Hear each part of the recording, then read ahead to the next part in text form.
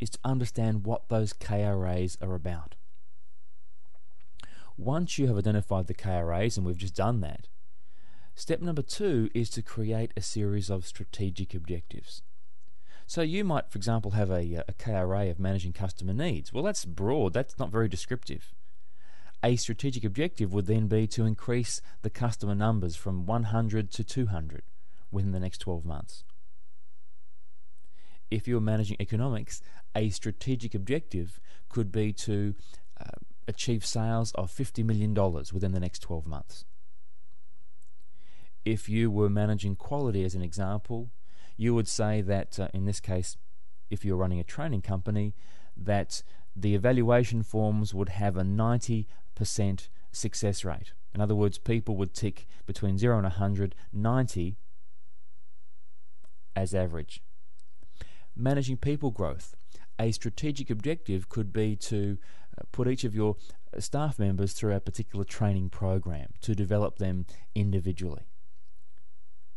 Step number 3 is once you have your strategic objectives, and you could have multiple objectives for one key result area, the task would then be to set key performance indicators.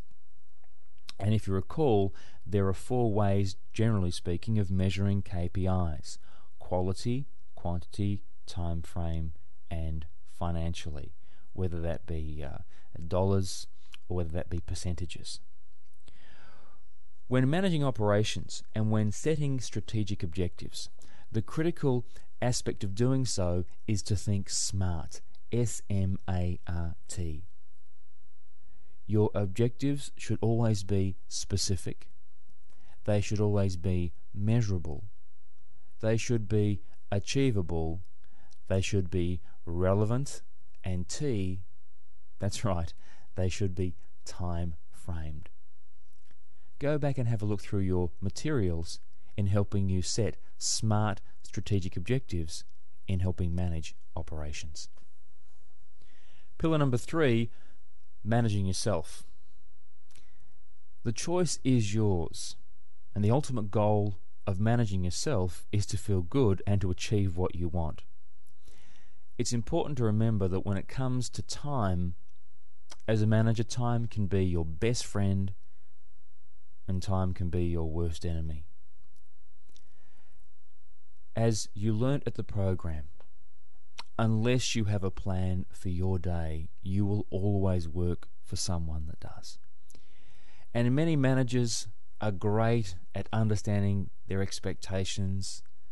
They are clear on their objectives, but they continue to fail to achieve their objectives because they're lousy managing their time. So what did we discover at the 7 pillars? Well, firstly, everything starts with a plan for the day. Review, preview, prioritize. Check your appointments, check your commitments, and the 5th aspect of planning your day is to ensure that what you're doing is moving you and your team towards achieving its objectives. During pillar number 3, managing yourself, we looked at prioritizing our work and realizing that we have a huge range of tasks and activities and phone calls and emails, and your job as the manager is to cut through those, to delegate as many of those things as you can to other people to help you spend more time working on the team and not just in the team. If you recall at the program, we looked at a day map. We had a clock face, and we asked you to think about how you could strategically structure. Take 5. And we asked you how to strategically structure your day so that you were doing certain things at certain times. One of the greatest problems that I see with managers in the workplace today, just based on my years of working with managers, is that most don't have any structure. They come into work, they grab their coffee, they make their phone calls, check their email, attend their meetings, and before they know it, it's 2 o'clock in the afternoon. As we said before, let me say it again.